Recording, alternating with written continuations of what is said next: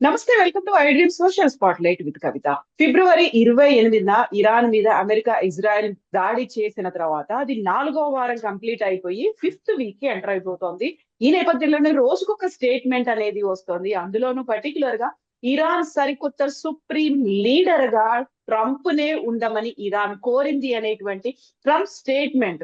నిజంగా ట్రంప్ రోజుకు ఒక రకమైనటువంటి స్టేట్మెంట్ ఎందుకు ఇస్తున్నారు? ఇది ఎండ్ అనేది ఎప్పుడు ఉండబోతోంది?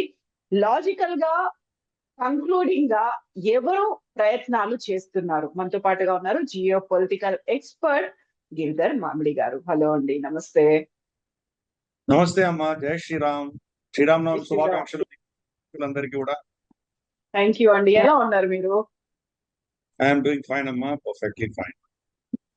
ఇప్పుడు మనకు రోజుకొక స్టేట్మెంట్ అనేది ట్రంప్ దగ్గర నుంచి చూస్తున్నాము. సరికొత్త స్టేట్మెంట్ ఏంటంటే, ఫస్ట్ 5 days ఒక బ్రేక్ అనేది ఇచ్చిన తర్వాత నన్నే ఇరాన్ సుప్రీం లీడర్ గా ఉండమన్నారు అనేటువంటి ఎందుకని ఇరాన్ అలాంటి పరిస్థితి ట్రంప్ దాకా వెళ్ళి మీరే ఉండండి అని చెప్పిందా, లేకుంటే ట్రంపే అలా ఒక మైండ్ గేమ్ ఆడుతున్నారంటారా? అమ్మా, ఇరాన్ అన్నది ఒక సాంస్కృతికమైన దేశం. అది మతపరంగా ఇస్లాం స్వీకరించినా కానీ కూడా ఆ దేశంలో వాళ్ళ సంస్కృతి పట్ల వాళ్ళకి చాలా గర్వము, గౌరవము ఉంటుంది. మేము చాలా అనాది, మా సంస్కృతి చాలా ప్రాచీనమైనది అన్నటువంటి అవగాహన ఆ దేశంలో ఉంటుంది. ఒక సివిలైజేషన్ కంట్రీ కింద మనం భావించాలి. 5,000 సంవత్సరాల లిఖిత పూర్వకమైనటువంటి చరిత్ర ఉంది. సుమేరియన్, అకేడియన్, అసీరియన్, బాబిలోనియన్ గా ఇలాంటి చాలా సంస్కృతులు వచ్చాయి అక్కడ. తర్వాత మనకు జొరాస్ట్రియన్ మతం ఉండింది అక్కడ. చాలా చరిత్ర గల ప్రాంతం అదంతా కూడా. కాబట్టి వాళ్ళు ఒకరి ముందర ఒకరు వెళ్ళడం అనేది, దాసోహం అనేది జరిగేటువంటి పరిస్థితి కాదు. రెండవది, మత ఛాందసం వాదం ఉన్నటువంటి ప్రభుత్వం అది. ఎక్స్ట్రీమ్ షియా ఆలోచన దృక్పథం ఉన్నటువంటి, ఇస్లామిక్ కట్టర్ ఆలోచన ఉన్నటువంటి ప్రభుత్వం. సో ఈ రెండు కాంబినేషన్స్ ఎంత డెడ్లీగా ఉంటాయో మనం అర్థం చేసుకోవచ్చు. వాళ్లకు ఆల్రెడీ ఇరాన్ ఇరాక్ యుద్ధం అప్పుడు వాళ్ళు అర్థం చేసుకున్నారు, మనకు అంత శక్తి లేదు, మనం యుద్ధంలో ఓడిపోయామంటే ఎలా తట్టుకోవాలి అన్నటువంటి ప్రోటోకాల్స్ వాళ్ళు అప్పటి నుంచే నిర్ణయించారు. అందుకని మనం చూస్తే కనుక అవే టాక్టిక్స్ వాళ్ళు హమాస్ లో కానీ, హిజ్బుల్లాలో కానీ వాళ్ళకి అటువంటి టాక్టిక్సే నేర్పించారు. ముఖ్యంగా మనం చూస్తే తక్కువ ఖర్చుతోటి ఎక్కువ ఇంపాక్ట్ వచ్చేటువంటి అస్త్రాలు వాళ్ళు తయారు చేస్తారు. మనకు గాజా నుంచి వాళ్ళు అష్కలాన్ మీద ఎక్కువ కొట్టేవారు. అష్కలాన్ పక్కనే ఉంది. వీళ్ళ రియాక్షన్ టైం అయ్యి వీళ్ళ డేవిడ్ స్వింగ్లు, మనకు ఐరన్ డోములు పనిచేసేంత లోపలే అష్కలాన్ లో పడిపోయేది. అష్కలాన్ జస్ట్ ఒక 10 కిలోమీటర్లు, 15-20 కిలోమీటర్ల దూరంలో ఉంటుంది మనకు బార్డర్, గాజా బార్డర్ కి. అలాగే దూరం కొడితే కనుక జెరూసలేం లో, టెల్-అవీవ్ లో, హైఫాలో వాళ్ళు కొట్టగలిగేవాళ్ళు. అలాగే హిజ్బుల్లా కొడుతుండేది. వీళ్ళు మళ్ళీ బొంబార్డ్మెంట్ చేస్తారు అని తెలిసి సొరంగాలు తవ్వుకొని కూర్చున్నారు. ఎంత బొంబార్డ్మెంట్ చేసినా సొరంగాలో దాచిపెట్టుకుంటారు. బొంబార్డ్మెంట్ అంతా అయిపోయాక మళ్ళీ బయటకు వస్తారు. సో ఈ టాక్టిక్స్ అన్నవి వాళ్ళు మాస్టర్ చేసింది ఇరాన్. ఇరాన్ యొక్క ఆలోచన దృక్పథంతో హమాస్ కానీ, హిజ్బుల్లా కానీ వీళ్ళందరూ యుద్ధం చేయగలుగుతున్నారు. హమాస్ కి అయితే కనుక పల్ల ప్రాంతం అది కాబట్టి బిల్డింగ్స్ కింద, మన స్కూళ్ల కింద, హాస్పిటల్ కింద సొరంగాలు తవ్వారు. హెజ్బుల్లాకి అటువంటి సమస్య లేదు, ఎందుకంటే లెబనాన్ అంతా కొండ ప్రాంతం, కొండలో కూడా తవ్వుకుని కూర్చుంది. అలాగే ఇరాన్ లో కూడా, ఇరాన్ లో మనకు జాగ్రెబ్ మౌంటైన్స్ అని ఉంది. మనకు ఇరాన్ ఇరాక్ మధ్యలో డివైడింగ్ అదే జాగ్రెబ్ మౌంటైన్. జాగ్రెబ్ మౌంటైన్స్ దిగంగానే ఇరాక్ మొదలవుతుంది, జాగ్రెబ్ మౌంటైన్ మొదలవగానే ఇటు సైడ్ ఇరాన్ మొదలవుతుంది. సో జాగ్రెబ్ మౌంటైన్స్, అలాగే మనకు అక్కడ ఉన్నటువంటి మనకు ఆఫ్ఘనిస్తాన్ సైడ్ కావచ్చు, లేదా మనకు ఉత్తరాన మనకు టెహరాన్ దాటిన తర్వాత ఉన్నటువంటి ప్రాంతాలంతా కూడా ఉజ్బెకిస్తాన్ బార్డర్ లోనే పర్వత ప్రాంతాలు. కాబట్టి వాళ్ళకి ఆ పర్వతాల సొరంగాలు తవ్వుకున్నారు. మనకు లాస్ట్ ఇయర్ మనకు పోయిన సంవత్సరం జూన్ లో 12 రోజులు యుద్ధం జరిగినప్పుడు డొనాల్డ్ ట్రంప్ వాళ్ళ B-2 బాంబర్స్ వెళ్ళి ఫర్దో అన్నటువంటి న్యూక్లియర్ సైట్ మీద mother of all bombs, bunker buster bombs కొట్టారు. కొట్టినప్పుడు డొనాల్డ్ ట్రంప్ చాలా ప్రగల్భాలు పలికాడు. We have obliterated the nuclear capacity అన్నాడు. పదం వాడాడు, ఒబ్లిటరేటెడ్. ఒబ్లిటరేటెడ్ ఇంకా సర్వనాశనం అయిపోయింది అన్నాడు. మరి 6 నెలల్లో ఇప్పుడు వాళ్ళు అస్త్రాలు మళ్ళీ తయారు చేసుకుంటున్నారు, వాళ్ళు ఆపడానికి మేము పెట్టామని ఎందుకు చెప్తున్నాడు అంటే వాళ్ళకి అర్థమైంది వాళ్ళ లాస్ట్ టైం జూన్ లో కొట్టినటువంటి ఆ క్యాంపెయిన్ ఫెయిల్ అయింది అని అర్థం. ఇరాన్ వీళ్ళ బంకర్ బస్టర్ బాంబులకు అతీతంగా దాచిపెట్టుకున్నారు, కొండలో దాచిపెట్టారు. కొండను ఎలా ఎరగొట్టగలరు? కొండని మామూలు బంకర్ అయితే ఎరగొట్టచ్చు, కొండ లోపల ఎక్కడో సొరంగంలో దాచిపెట్టుకుంటే కానీ దానికి 4-5 అవుట్లెట్స్ పెట్టుకున్నారు వాళ్ళు. ఒక అవుట్లెట్ కొట్టినా కానీ ఇంకో దగ్గర నుంచి వాడికి బయటకు తీయచ్చు. కాబట్టి ఈ టాక్టిక్స్ ని వాళ్ళు మాస్టర్ చేశారు ఇరాన్ చాలా కాలం. సో ఈ రెండు మనకు ఒకటి సాంస్కృతిక పరమైన దేశం అన్నటువంటి గౌరవము, గర్వము, రెండు మత ఛాందస్సును, ఈ రెండు యొక్క కాంబినేషన్ తోటి వాళ్ళు ఒక పట్టాన సరెండర్ అయ్యేటువంటి సమస్య లేదు. ఇంతవరకు వాళ్ళు సరెండర్ అయినటువంటి దాఖలాలు లేవు. లాస్ట్ వాళ్ళ ఎలక్టెడ్ ప్రైమ్ మినిస్టర్ ని వీళ్ళు ఏదో ఒక విధమైనటువంటి క్షుద్ర నీతితోటి అతన్ని తీసేసి షాన్ తీసుకొచ్చి పెట్టారు. మళ్ళీ షాన్ తీసేసింది కూడా వీళ్ళే, ఖమనేకి ఊతం ఇచ్చింది కూడా వీళ్ళే. ఖమేని సారీ మొదటి అయోతుల్లా ఖమేని ప్యారిస్ లో ఉండేవాడు. ప్యారిస్ నుంచి తీసుకొచ్చిందే వీళ్ళు.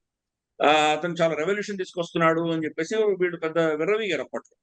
ఎప్పుడైతే అమెరికన్ ఎంబసీని సీజ్ చేసి 444 రోజులు హాస్టేజ్ గా తీసుకున్నాడో అప్పుడు అర్థమైంది మనం తప్పు చేశారు. అందుకని వీళ్ళ క్యాల్కులేషన్స్ అన్ని కూడా ఎప్పుడు కూడా తప్పులే. మనం చూస్తే రెండవ ప్రపంచ యుద్ధం 1945 తర్వాత ఇంతవరకు అమెరికా గెలిచిన యుద్ధం లేదు, ఏ యుద్ధం గెలవలేదు, యుద్ధం చేసి గెలవలేదు. సరే ఓవర్ట్ గా వాళ్ళు చాలా ప్రభుత్వాలను మార్పిడి చేశారు, అది వేరే విషయం. లేటెస్ట్ గా వెనెజువేలాలో నికోలస్ మడురో అరెస్ట్ చేశారు, అది వేరే విషయం. కానీ యుద్ధం చేసి గెలిచిన దాఖలాలు లేవు. ఎక్కడ కూడా వాడు యుద్ధాలు గెలవలేదు. యుద్ధం మొదలు పెడతారు కానీ అక్కడ సర్వనాశనం చేసి వెళ్ళిపోతారు. కానీ వాళ్ళు అనుకున్నటువంటి లక్ష్యాలు ఏది సాధించారు. డెమోక్రసీ కోసం వెళ్ళారు. డెమోక్రసీ ఏమైనా ఉందా ఇరాక్ లో కానీ ఆఫ్ఘనిస్తాన్ లో కానీ ఏమైనా ఉందా? ఏమి లేదు కదా. టెర్రరిస్టులు తీసేస్తామని చెప్పి వెళ్ళారు ఆఫ్ఘనిస్తాన్కి. ఏమైంది? ఏ తాలిబాన్ని తీయడానికి మీరు వెళ్ళారో అదే తాలిబాన్కి మళ్ళీ మీరు అప్పచెప్పి పారిపోయారు అక్కడి నుంచి. ఎంత అవమానంతో పారిపోయారో చూసాం.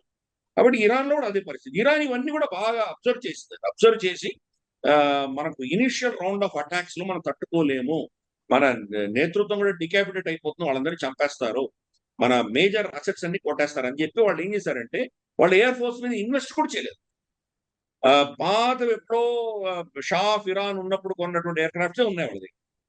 డొనాల్డ్ ట్రంప్ చాలా గర్వంగా చెప్పుకుంటాడు, మేము వాళ్ళ ఎయిర్ ఫోర్స్ మొత్తం ఒబ్లిటరేట్ చేసాం. మళ్ళీ ఆ పదం చాలా వాడతాడు, ఒబ్లిటరేట్ చేసాం. అది లేదు, ఉంటే కదా మీరు ఒబ్లిటరేట్ చేయడానికి, దానికి ఖర్చు పెట్టలేదు వాళ్ళు. కానీ లక్షల డ్రోన్స్, లక్షల వేల సంఖ్యలో వాళ్ళు మిజైల్స్ ఇవన్నీ పెట్టుకున్నారు. వాళ్ళకి స్ట్రెంత్ ఎక్కడుందో అక్కడ ఇన్వెస్ట్ చేశారు, ఎక్కడ వీక్నెస్ ఉందో అక్కడ చేయలేదు. నేవీలో కూడా ఏం చేశారంటే పెద్ద పెద్ద షిప్లు లేవు వాళ్ళ దగ్గర, చిన్న మైక్రో షిప్లు పెట్టారు, మైక్రో సబ్మెరీన్స్ పెట్టారు. అవి మీరు ఫస్ట్ డిటెక్ట్ అవ్వవు. అవి రెండు సముద్రంలోకి వెళ్ళి వాడు మైన్స్ పెట్టేసి రావచ్చు. మైన్స్ పెడితే పరిస్థితి ఏంటి? సో అందుకని వాళ్ళు ఒక అసిమెట్రికల్ యుద్ధం చేస్తున్నారు. ఫస్ట్ కాస్ట్ ఎఫెక్టివ్ అసిమెట్రికల్ యుద్ధం చేస్తున్నారు. డొనాల్డ్ ట్రంప్ తప్పు చేశాడు, అర్థమైంది. మాటలకు ఆయన దానికి అమ్ముడుపోయాడు. అమ్ముడుపోవడం అందామా లేదా ఆ ప్రలోభంలో పడ్డాడు అందామా? తప్పు చేశాడు, తప్పు చేసి యుద్ధంలో దిగాడు. ఇది బెంజమిన్ నెతన్యాహు యొక్క మాస్టర్ స్ట్రోక్. ఇది బెంజమిన్ నెతన్యాహు చాలా కాలంగా అమెరికాని ఇరాన్ వ్యతిరేకంగా యుద్ధంలో దించాలని చాలా ప్రయత్నం చేస్తున్నాడు. అతను కనీసం ఒక దశకం 10-15 సంవత్సరాల నుంచి ట్రై చేస్తున్నాడు. ఫైనల్ గా డొనాల్డ్ ట్రంప్ ఒక వీక్ పాయింట్స్ పట్టుకొని ఈ రోజు అమెరికాని దాంట్లో ఇన్వాల్వ్ చేయగలరు. ఒకసారి అమెరికా బరిలో దిగింది అంటే కనుక అమెరికా ట్యాక్స్ పేయర్స్ పైసలతోటి, అమెరికా మిలిటరీ పవర్ తోటి ఇరాన్ ని వాడు కొట్టుకుంటున్నారు. ఈరోజు ఇజ్రాయెల్ ఇరాన్ తో ఏం సంబంధం లేదు. మహా అంటే రోజుకు బాంబు వేసి వస్తున్నాడు అంతేగాని కంప్లీట్ ఫోకస్ హిజ్బుల్లా మీద, సౌత్ లెబనాన్ మీద పెట్టాడు ఇజ్రాయెల్. సౌత్ లెబనాన్ కబ్జా చేసుకుంటున్నారు. సో వాళ్ళ యుద్ధాలు వాళ్ళు చేసుకుంటున్నారు. వాళ్ళకు చాలా క్లియర్ స్ట్రాటజీ ఉంది ఇజ్రాయెల్ కి, అమెరికాను వాడుకున్నారు. సో డొనాల్డ్ ట్రంప్ ఏంటంటే ఒక 4-5 వారాలు టైం ఇచ్చాడు. 4-5 వారాల్లో రెజిమ్ చేంజ్ అయిందా, సరే ఈ టార్గెట్స్ అచీవ్ అయినాయా, సరే. 4-5 వారాలు అయిపోగానే అతనికి ఇంకా దాని మీద ఇంట్రెస్ట్ పోయింది. ఇక్కడి నుంచి బయటపడాలి అని మొదలుపెట్టాడు. కానీ అధికారం ఒకటి ఉంది కదా, తన మాగా సపోర్టర్స్ కి నేను గెలిచానని చెప్పుకోవాలి, నేను ఓడిపోయానని చెప్పుకోకూడదు. గతంలో ఓడిపోయిన ఉదంతాలన్నీ కూడా తన గెలుపుగానే చిత్రీకరించుకున్నాడు. ఎగ్జాక్ట్ గా 1 year బ్యాక్ అతను ప్రెసిడెంట్ అయిన నెలకే హౌతీల మీద దాడులు ఆర్డర్ ఇచ్చాడు. మన యెమెన్ లో ఉన్నటువంటి హౌతీల మీద.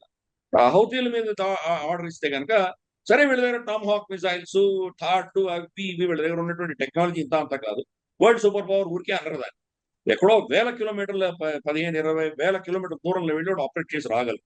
నాన్ స్టాప్ 30 గంటలు 40 గంటలు ఆకాశంలో తిరుగుతూ వాళ్ళు టార్గెట్ ని చేంజ్ చేసి కొట్టగలరు. వాళ్ళకి కెపాసిటీస్ ఉన్నాయి, అందుకనే సూపర్ పవర్ అన్నాం. సో వాళ్ళు ఈ యొక్క ర్యాక్ ట్యాగ్ టెర్రరిస్ట్ ఆర్గనైజేషన్ ఉన్నటువంటి హౌతీలను కొడదామని వెళ్ళాడు. హౌతీలు ఏం చేశారు, వాళ్ళు చైనా నుంచి, ఇరాన్ నుంచి చీప్ టెక్నాలజీ తెచ్చుకున్నారు. అందుకనే ఈ రోజు ఇరాన్ ని ఎందుకు వీళ్ళు అంత కష్టపడుతున్నారు కొట్టడానికి అంటే కనుక ఇరాన్ ఏ యుద్ధ నీతులు అవలంబిస్తుందో ఇవన్నీ కూడాను హిజ్బుల్లా, హౌతీ, హమాస్ల మీద ఆల్రెడీ ఎక్స్పెరిమెంటేషన్ చేసింది ఇరాన్.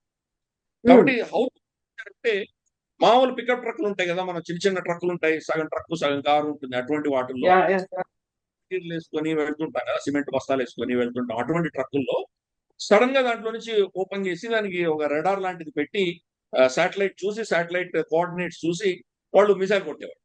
ఆ మిసైల్ ఏంటంటే సీ స్కిమ్మింగ్ మిసైల్. వీళ్ళ రెడార్స్ కి, వీళ్ళ ఏవాక్స్ కి దొరకకుండా అవి వెళ్ళి కొట్టేవి. వీళ్ళ షిప్ల మీద దాడి చేసి ఈ వీళ్ళ ఎయిర్ క్రాఫ్ట్ క్యారియర్స్ అక్కడ తిరుగుతుంటే, అక్కడ రెడ్ సీ, బబల్ షంప్స్ ఆ ప్రాంతంలో తిరుగుతుంటే కనుక వీళ్ళు దాని మీద అటాక్ చేశారు. కన్వెన్షనల్ మెథడ్ కాకుండా కొత్తగా ఇన్నోవేటివ్ గా వాళ్ళకి ఉన్నటువంటి టెక్నాలజీ స్ట్రాటజీని యూజ్ చేసుకొని లో కాస్ట్ లో ఇన్నోవేటివ్ గా అసిమెట్రికల్ వార్ యుద్ధం చేశారు. చేసేసరికి వీళ్ళేమో అత్యాధునికమైన మిషనరీ, వీళ్ళేమో పెద్ద పెద్ద సోవియట్ యూనియన్ ఎదుర్కోవడానికి, అక్కడ ఇంటర్ కాంటినెంటల్ బాలిస్టిక్ మిజైల్ ఎదుర్కోవడానికి, మనకు ఎక్సోస్ఫియర్ నుంచి వచ్చేటువంటి మనకు బాలిస్టిక్ మిజైల్స్ ఎదుర్కోవడానికి అటువంటి టెక్నాలజీస్ అన్ని వాళ్ళ దగ్గర ఉన్నాయి. ఈ చిన్న చిన్న టెక్నాలజీస్ ఎలా హ్యాండిల్ చేయాలో వాళ్ళకి అర్థం కాదు. సో వీళ్ళ ఎయిర్ క్రాఫ్ట్ క్యారియర్స్ మీద వాళ్ళు పడేసరికి లాస్ట్ మినిట్ లో మిసైల్ వస్తుందని చూసి వీళ్ళు షార్ప్ టర్న్ తీసుకోవాల్సి వచ్చింది. ఎందుకంటే కోఆర్డినేట్ ఫిక్స్ చేసి కొడతారు కదా వాళ్ళు. అదే క్రూజ్ మిసైల్ ఏం కాదు. క్రూజ్ మిసైల్ అంటే కనుక వెంటాడి కొడుతుంది. టార్గెట్ వెళ్ళిపోతూనే టార్గెట్ ఛేదించి కొడుతుంది. ఇదే క్రూజ్ మిసైల్స్ కదా, అక్కడి నుంచి కోఆర్డినేట్ పెట్టారు, జీపీఎస్ కోఆర్డినేట్ పెట్టారు, కొట్టారు. అది వచ్చేందులో వీళ్ళు తప్పించుకోవాలి. షార్ప్ టర్న్ తీసుకునేసరికి టెక్ మీద ఉన్నటువంటి F-18 హార్నెట్ చాలా కాస్ట్లీ ఎయిర్ క్రాఫ్ట్ సముద్రంలో పడిపోయింది. అలా 2 సార్లు జరిగింది అమెరికా. 2 సార్లు జరగగానే మనకు నష్టాలు వస్తున్నాయి, ఈ వీళ్ళని కొట్టలేమని చెప్పేసి వాళ్ళని కొట్టేసాను, అయిపోయింది, నేను గెలిచిపోయానని చెప్పి డిక్లేర్ చేసి యుద్ధం ఆపేశాడు డొనాల్డ్ ట్రంప్. సో అదే చేస్తుంది.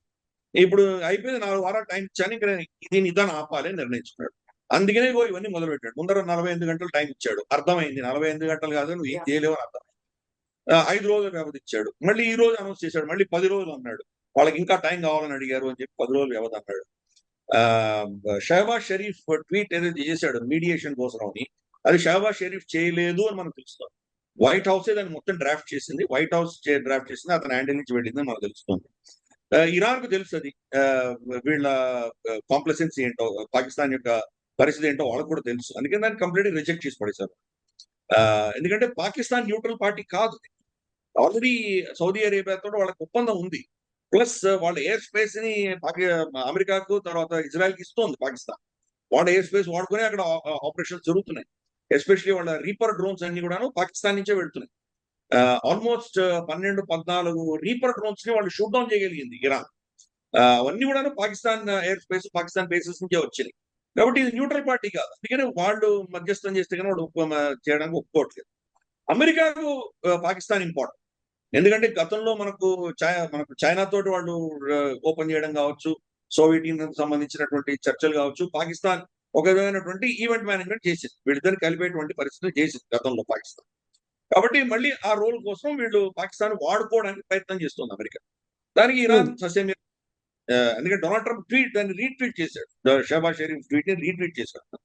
ఇదంతా కూడా వాళ్ళు సిఐఏను అమెరికన్ ఎస్టాబ్లిష్మెంట్ ప్లాన్ చేశారు. కానీ వాళ్ళు వినడానికి సిద్ధంగా లేరు. అందుకనే మోదీ గారికి ఫోన్ చేశారు. మోదీ గారు కూడా ఫోన్ చేసి మోదీ గారిని అఫ్కోర్స్ ఆయన వాళ్ళ రిక్వెస్ట్ తప్పకుండా ఇరాన్ తో మాట్లాడి ఏదో విధంగా చర్చలు స్టార్ట్ చేయమని మనల్ని అడిగారు.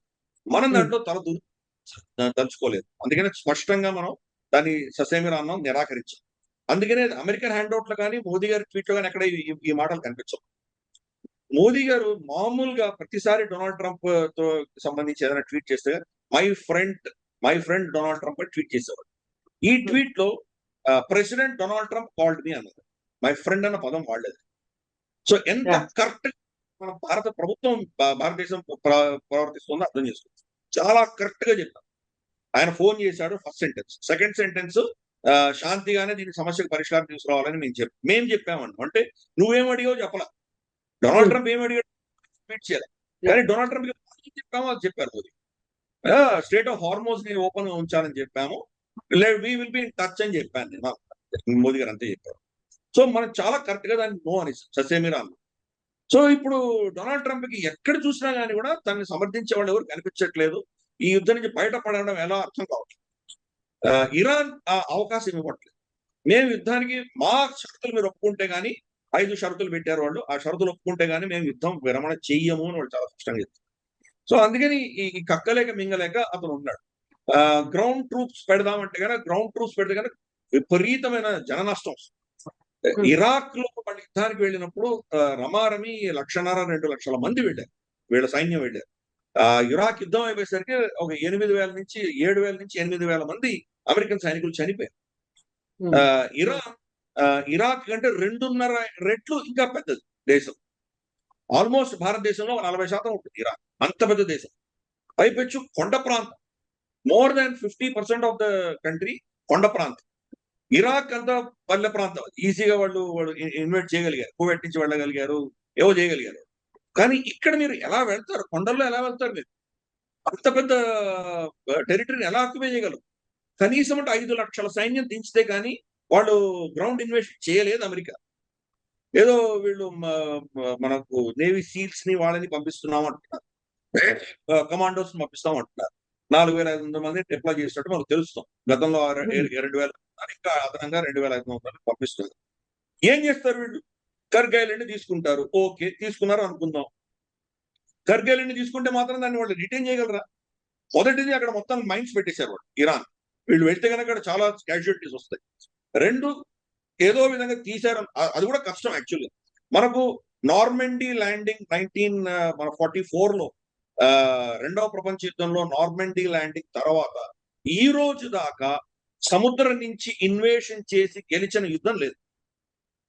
ఏదో చిన్న చిన్న వీటిల్లో శక్తి లేని వాటిలో జరిగాయి. ఫర్ ఇన్స్టెన్స్ మనం వెళ్ళాం, మనం ఆపరేషన్ క్యాక్టస్ చేసాం, మనం మాల్డీవ్స్ లో గయూమ్ ని సేవ్ చేసాం మనం. అటువంటి చిన్న చిన్న అసలు నథింగ్ 160 మంది ఉన్నారు. వాళ్ళని మనం ఈజీగా మనం టేక్ డౌన్ చేయగలిగాం. మన సైన్యం, మన నేవీను, ఎయిర్ ఫోర్స్ వెళ్ళి దాన్ని సమస్య పరిష్కరించగలిగారు. అది కూడా భారతదేశం చేసి. అమెరికా కానీ ఇంక ఏ దేశం కూడాను ఒక ఐలాండ్ ని క్యాప్చర్ చేసి దాన్ని వాడు టేక్ ఓవర్ చేసిన ఉదంతాలు లేవు. రెండవ ప్రపంచ యుద్ధంలో కూడా అంత పెద్ద మిలిటరీ జగర్నాట్ నాజీ హిట్లర్ సైన్యము ఇంగ్లీష్ ఛానల్ క్రాస్ చేయలేకపోయారు. యూకేని కబ్జా చేసుకోలేకపోయారు.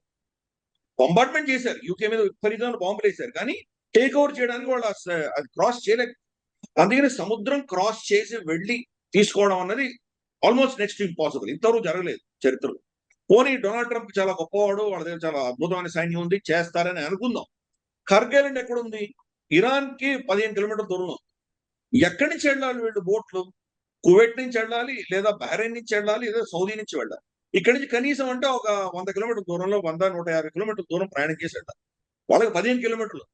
మీరు వస్తున్న సిగ్నల్స్ చైనాను రష్యా వాళ్ళకి ఇస్తోంది కదా, మనకి ఇరాన్ తెలుస్తోంది కదా. ఇమ్మీడియట్ వాళ్ళు ఫైరింగ్ మొదలు పెడితే ఏం చేస్తారు? మీ స్థావరాలను మీరు కాపాడుకోలేకుండా ఉంటారు, మీ ఎంబసీలను కాపాడుకోలేకుండా ఉంటారు. వాటి మీద బాంబులు కొడుతుంటే మీరు అందరు వెళ్ళి హోటల్లో దాచుకుంటున్నారు. మరి బోట్లో వస్తున్న వాళ్ళని టార్గెట్ చేస్తే ఏం చేస్తారు? అది వల్నరబుల్ కదా. ఒకవేళ కర్గైలాండ్ ల్యాండ్ అయ్యారే అనుకుందాం, ఫస్ట్ ల్యాండ్ మైన్స్ ఉంటాయి, ఫైనల్ గా దాన్ని టేక్ ఓవర్ చేశారే అనుకుందాం. ప్రతిరోజు బొంబార్డ్మెంట్ ఉంటుంది కదా అక్కడి నుంచి. వాళ్ళు 1000 కొట్టచ్చు. మీరు మెయిన్ ల్యాండ్ మీ స్థావరాలలోనే మీరు ఐరన్ షీల్డ్లు, థాడ్లు, ఈ డిఫెన్స్లు పెట్టుకోలేనప్పుడు కర్గైలాండ్ ఏం పెట్టగలరు మీరు? షార్టేజ్ ఉంది కాబట్టి మీరు సౌత్ కొరియా నుంచి తెచ్చుకుంటున్నారు కదా, థాడ్ అక్కడి నుంచి షిఫ్ట్ చేస్తున్నారు. రేపు యూరోప్ నుంచి షిఫ్ట్ చేయొచ్చు, ఎక్కడెక్కడి నుంచో షిఫ్ట్ చేయొచ్చు. ఎంత తెచ్చినా కానీ కూడా ఎన్ని రోజులు హ్యాండిల్ చేయగలరు? పోనీ అల్టిమేట్ గా దాన్ని మీరు కంట్రోల్ కూడా తీసుకున్నారు అనుకుందాం. కర్గైలాండ్ నుంచి అక్కడి నుంచి ఆయిల్ బయటికి తీయాలంటే హార్మోజ్ క్లోజ్ ఉంది. Hormuz straight of Hormuz open అవ్వండి, ఎలా బయటికి వెళ్తారు? స్ట్రేట్ ఆఫ్ హార్మోజ్ లో కొన్ని ఐలాండ్స్ టేక్ ఓవర్ చేద్దాం అంటారు. 7-8 ఐలాండ్స్ ఉన్నాయి వాళ్ళకి, క్రిటికల్ మేజర్ ఐలాండ్స్ ఉన్నాయి. ఎన్ని ఐలాండ్స్ టేక్ ఓవర్ చేయగలరు మీరు? ఇక్కడ వాళ్ళు ప్లస్ వాళ్ళు 10 లక్షల మందిని వాళ్ళు మొబిలైజ్ చేసింది ఈరోజు ఇరాన్. సో వాళ్ళు ఓపెన్ గా చెప్తున్నారు, రండి మీరు దాని దమ్ముంటే రండి, మీరు సైన్యం తీసుకురండి అంటారు. So military it is impossible. కనీసం అంటే 5-6 లక్షల మందిని అక్కడ డిప్లాయ్ చేయాలి. పోనీ ఇంకొన్ని వర్షాలు అంటే వీళ్ళు ఒక స్పెషల్ ఎలీట్ టీం వెళ్ళి నతాన్స్ లో ఉన్నటువంటి వీళ్ళు స్టోర్ చేసిన 460 కిలోగ్రాముల న్యూక్లియర్ మెటీరియల్ ఎక్కడో కొండలో దాచిపెట్టారు. దానిని వీళ్ళు ఒక టీం వెళ్ళి దాన్ని అక్కడి నుంచి ఎక్స్ట్రాక్ట్ చేసి తీసుకొస్తారంట. అది అన్స్టేబుల్ మెటీరియల్. ఫస్ట్ సొరంగం లోపల ఎక్కడ పెట్టారో తెలియదు, తెలుసుకొని అక్కడికి వెళ్ళాలి. అంతవరకు వాళ్ళ ఐఆర్జీసీ వాళ్ళ సైన్యం ఊరుకుంటుందా? మీరు అక్కడికి వెళ్ళారంటే మీ మీద అటాకులు జరగవా? ప్లస్ అక్కడి నుంచి తీసుకురావాలంటే మీరు ఫ్లైట్ లో తీసుకురాలేరు, ఫ్లైట్ ల్యాండ్ అవ్వలేదు. హాలీవుడ్ F-35 అయినా కొట్టగాలింది, మీరు అక్కడ ఫ్లైట్ లో హ్యాంగ్ వచ్చారంటే షూట్ డౌన్ చేస్తారు. పోనీ మీరు హెలికాప్టర్లు ఏదో ల్యాండ్ అయ్యారు అనుకుందాం, ఆ హెలికాప్టర్ బ్లాస్ట్ అయితే పరిస్థితి ఏంటి? ఈవెన్ ఒసామా బిన్ లాదెన్ ని చంపేటప్పుడు కూడా వాళ్ళ హెలికాప్టర్ క్రాష్ అయిపోయింది ఏదో ఒకటి. సో మరి అప్పుడు వాళ్ళు హాస్టేజెస్ తీసుకుంటే ఏమవుతుంది పరిస్థితి? ప్లస్ దాన్ని ఎయిర్ క్రాఫ్ట్ లో తీసుకురాదు, ల్యాండ్ గుండా తీసుకురావాలి. అక్కడి నుంచి మినిమం తీసుకురావాలంటే కనీసం అంటే ఒక 1000 కిలోమీటర్ల దూరంలో కానీ మీరు దాన్ని తీసుకురావాలి. 1000 కిలోమీటర్ ఎలా తీసుకొస్తారు కొండ ప్రాంతం నుంచి? IRGC మిమ్మల్ని అటాక్ చేయకుండా ఉంటుందా? So it is militarily almost impractical మాట్లాడుతున్నారు ఇప్పుడు వీళ్ళు. కానీ డొనాల్డ్ ట్రంప్ ఏం చేస్తున్నాడంటే వీళ్ళని పంపిస్తున్నాడు, ఆప్షన్ ట్రై చేస్తున్నాడు. అంటే ఇప్పుడు ఒక విధమైన ప్రెషర్ పెట్టేటువంటి ప్రయత్నం చేస్తున్నాడు. గతంలో మనం చూసామంటే ప్రతిసారి చర్చలు జరుగుతూ ఉండగా చర్చలని ఒక నెపంగా పెట్టుకుని యుద్ధం చేశారు. కాబట్టి ఈసారి కూడా ఇరాన్ ఎటువంటి అపోహలో లేదు. ఇప్పుడు చర్చలు అంటున్నాడు, చర్చలు చేయట్లేదు. ఫస్ట్ ఇరాన్ నేను చేయట్లేదని చెప్తున్నారు. రెండు, చర్చల పేరిట మళ్ళీ ఈ సన్నద్ధాలు చేసి ఇవన్నీ కూడా ప్రిపరేషన్ చేసి ఏదో విధమైనటువంటి గ్రౌండ్ యాక్షన్ చేయడానికి అమెరికా సిద్ధపడుతోంది. They are not ready. వాళ్ళ ఆర్మీను, వాళ్ళ స్పెషల్ ఫోర్సెస్ మాకు ఇంకా టైం కావాలని వాళ్ళు చెప్పారు. కాబట్టి అది ఇరాన్ నన్ను అడుగుతోంది టైం అన్నట్టు దాన్ని చిత్రీకరించే ప్రయత్నం డొనాల్డ్ ట్రంప్ చేస్తున్నారు. సో అందుకని ఇరాన్ యుద్ధం ఆపట్లేదు, మేము సీజ్ ఫైర్ ఒప్పుకోలేదు, మేము కొడుతున్నాము. లాస్ట్ టైం జూన్ లో 12 days తర్వాత సీజ్ ఫైర్ ఒప్పుకోవడమే తప్పు చేశాం మేము, ఈసారి అటువంటి తప్పు చేయి అని వాళ్ళు కొడుతున్నారు. కంటిన్యూస్ కొడుతున్నారు, నాన్ స్టాప్ వాళ్ళ టార్గెట్స్ కూడా కొడుతూనే ఉన్నారు. ఎస్పెషల్లీ ఇజ్రాయెల్ మీద దాడులు చేస్తారు. ఇజ్రాయెల్ ఇప్పుడు వాళ్ళకు ఉన్నటువంటి ఎయిర్ డిఫెన్సెస్ అన్ని కూడా డిప్లీట్ అవుతున్నాయని మనకు స్పష్టం. క్రమేపీ వాళ్ళ నష్టాలు పెరుగుతున్నాయి, వాళ్ళ జనాభా మనుషులు చనిపోతున్నారు, కంటిన్యూస్ గా ఎయిర్ సైరన్స్ వస్తున్నాయి, రిపీటెడ్ గా వాళ్ళ మీద వచ్చి వీళ్ళ ఐరన్ డోమ్ షూట్ డౌన్ చేయనివి పడిపోతున్నాయి. ఏమవుతుందంటే ఫస్ట్ ఇనీషియల్ గా ఒక 2-3 వారాల్లో మీరు 90-95% మీరు దాన్ని షూట్ డౌన్ చేయొచ్చు. క్రమేపీ మీ దగ్గర స్టాక్ తగ్గే కొద్దీ 95% కాస్త 80% అవుతుంది, 75% అవుతుంది. అంటే 20-25% మీ మన యాంటీ ఎయిర్ మిజైల్స్ పనిచేయడం, ఆర్ మీ దగ్గర సఫిషియంట్ నంబర్స్ లో లేవు. అప్పుడు 25% మిజైల్స్ మీ మీద పడ్డాయంటే పరిస్థితి ఏంటి? సో అన్నిటికంటే క్రూషియల్ గా ఏంటంటే డిమోనా అని చెప్పేసి వాళ్ళ న్యూక్లియర్ ప్లాంట్ ఉంది, ఎన్గేవ్ డెజర్ట్ అని ఉంది ఇజ్రాయెల్లో, దక్షిణ ఇజ్రాయెల్లో ఉంది. ఇక్కడ ఉన్నటువంటి డిమోనా అన్నటువంటి న్యూక్లియర్ ప్లాంట్ ఉన్నటువంటి ఆ పట్టణం మీద వీళ్ళు దాడులు పడ్డాయి. రమారమి 200 మంది సీరియస్ గా ఇంజర్ అయ్యారని మనకు తెలుస్తుంది. అక్కడ ఆ ఊర్లో 30% భారత మూలాల నుంచి వెళ్ళినటువంటి జూస్ ఎక్కువ ఉంటారు. అఫ్ కోర్స్ వాళ్ళు ఇజ్రాయెల్, వాళ్ళు భారతీయులు కాదు, మనకు మహారాష్ట్ర మరాఠీ గుజరాతీ మాట్లాడేటువంటి వాళ్ళు ఇక్కడి నుంచి వలస వెళ్ళిపోయారు. కాబట్టి వాళ్ళని మనం వెనకేసుకురావాల్సిన అవసరం లేదు. వాళ్ళు they are completely Israelites. Israel వాళ్ళ దేశం నిర్ణయించుకున్నారు, దానికోసం పోరాటం చేస్తున్నటువంటి వాళ్ళు. కానీ దాన్ని లిటిల్ ఇండియా అని పిలుస్తారు. ఇది ఓన్లీ అకాడమిక్ గా మనం దాన్ని చర్చించుకోవడం తప్ప ఇంకేమీ లేదు. సో అందుకని ఇటువంటి అంశాలన్నీ కూడా మనకు కంప్లీట్ గా ఈ యొక్క ఈ థియేటర్లు అంతా కూడాను ఇజ్రాయెల్ యొక్క డిఫెన్స్ ఫెయిల్ అవుతున్నట్టు మనకు కనిపిస్తుంది. టెల్ అవీవ్ లో కానీ, మనకు హైఫాలో కానీ, లేదా మనకు జెరూసలేం లో కానీ, ఇలా చాలా ప్రాంతాల్లో ఈ మిజైల్స్, డ్రోన్స్ పడుతున్నాయి, దెబ్బలు తగ్గుతున్నాయి, మనుషులు చని. ఇజ్రాయెల్ ఏం చేసిందంటే కనుక లాస్ట్ టైం జూన్ లో జరిగిన యుద్ధంలో జరిగిన నష్టాలన్నీ కూడాను లిటరల్ గా ప్రపంచం అందరూ చూశారు. దాని వీడియోస్, ఫోటోస్ అన్ని వైరల్ అయినాయి, ఎంత డ్యామేజ్ అయింది ఇవన్నీ కూడా బయటకు వచ్చాయి. ఈసారి వాళ్ళు దాన్ని కంట్రోల్ చేయడానికి ఏం చేశారంటే సెన్సర్ చేసి దాన్ని ఎవరు కూడా వీడియోస్, ఫోటోస్ షేర్ చేయడానికి వీల్లేదు.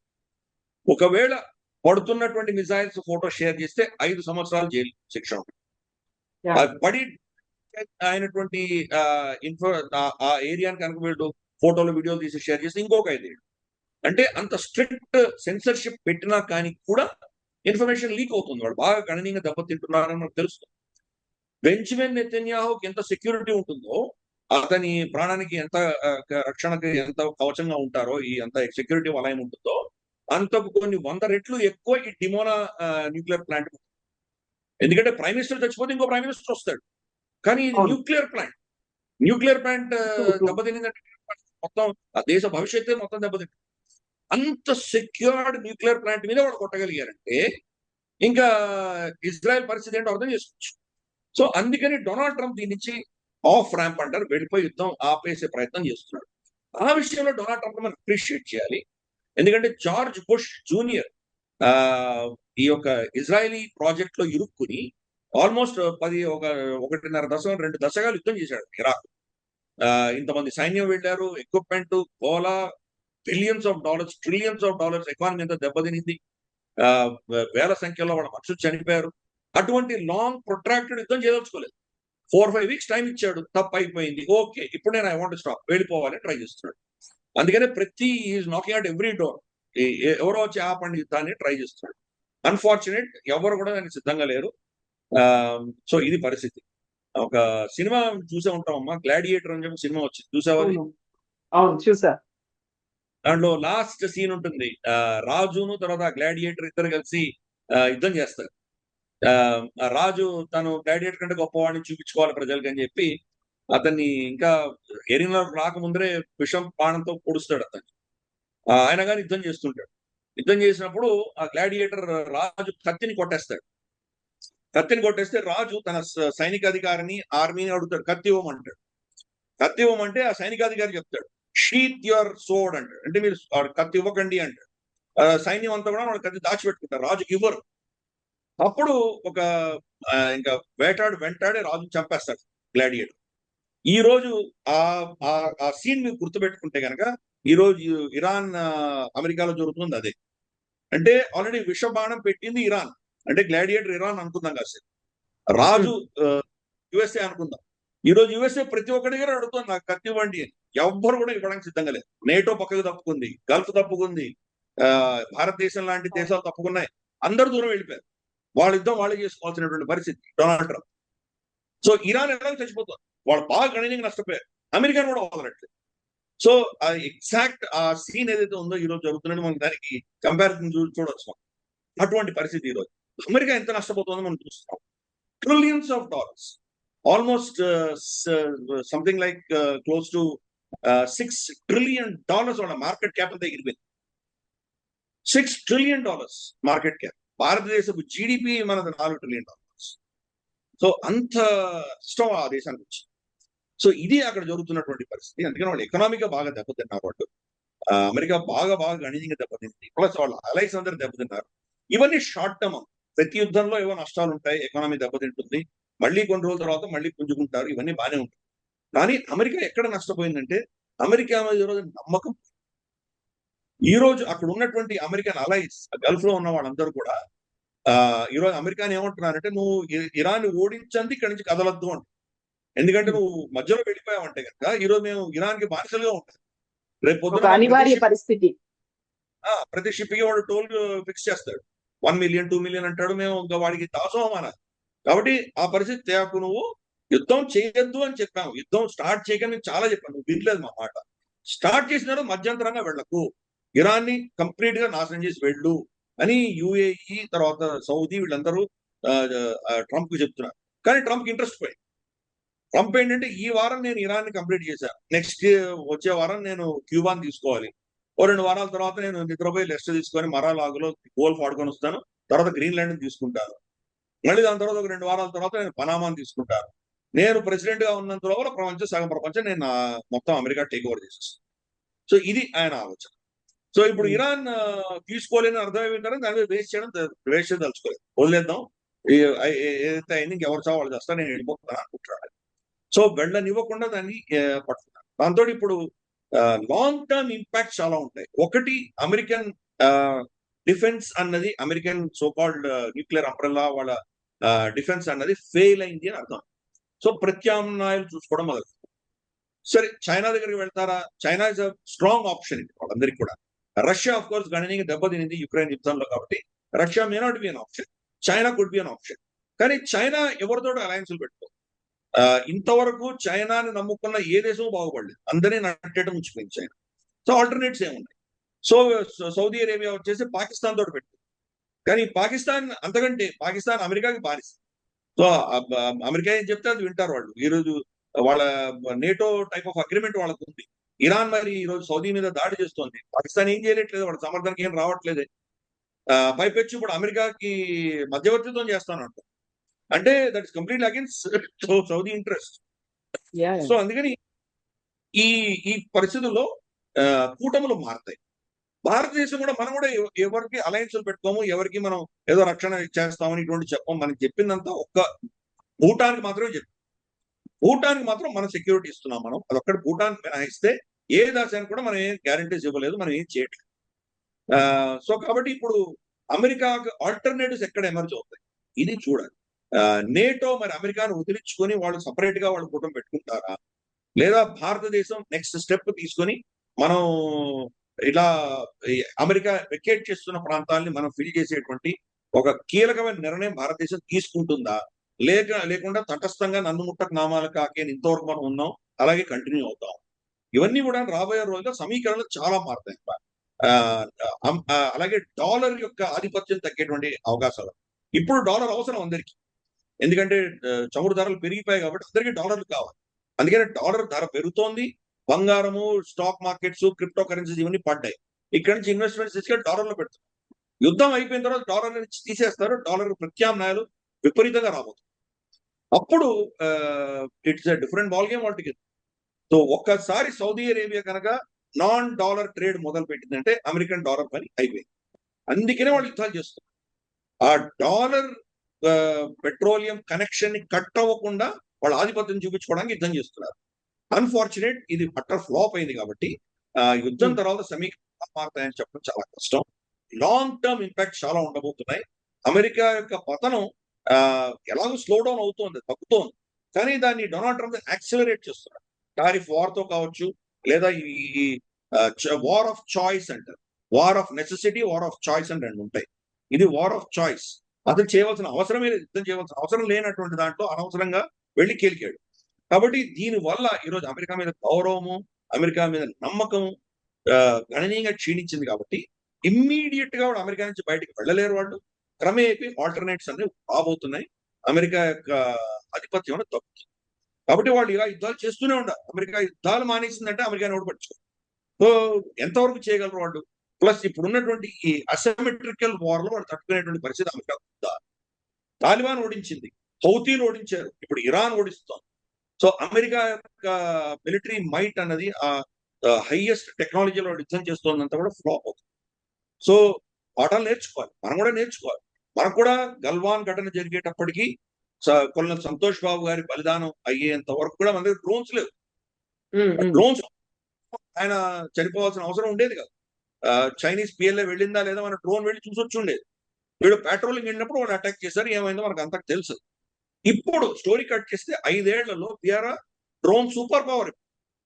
ఈ రోజు ఆపరేషన్ సింధూర్లో ఎలా చేసామో చూసాం. మన మీద 1000 డ్రోన్లు వేసాడు, మొత్తం షూట్ డౌన్ చేయగలిగాం. మన మిలిటరీ ఎస్టాబ్లిష్మెంట్ ఒకటి కూడా టచ్ అవ్వకుండా మనం కొట్టగలిగాం.